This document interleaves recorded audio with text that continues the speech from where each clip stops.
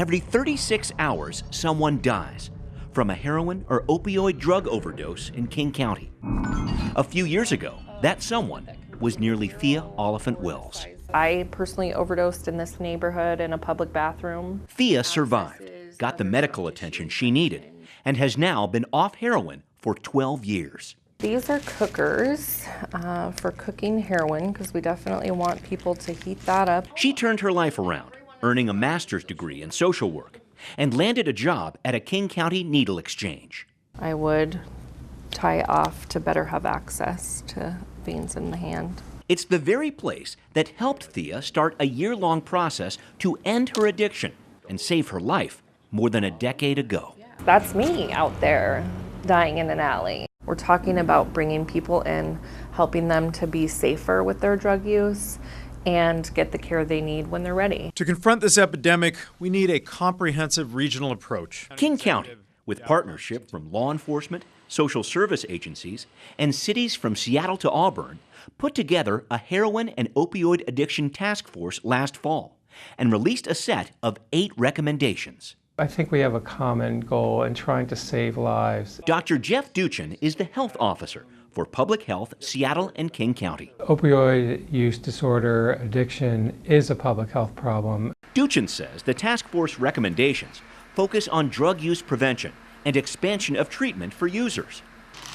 One proposal, a first in the United States, would be to establish 2 community health engagement locations, or CHELs. The facilities would be similar to Insight in Vancouver, BC, a safe injection site where users are allowed to take drugs under medical supervision.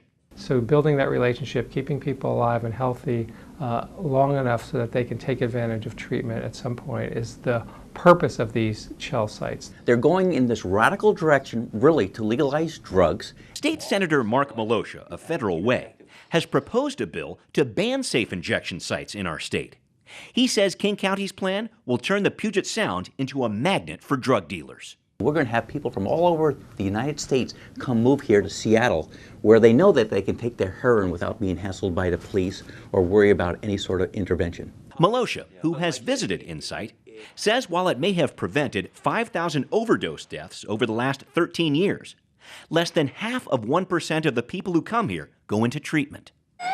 Plus, British Columbia's opioid drug problem is not improving.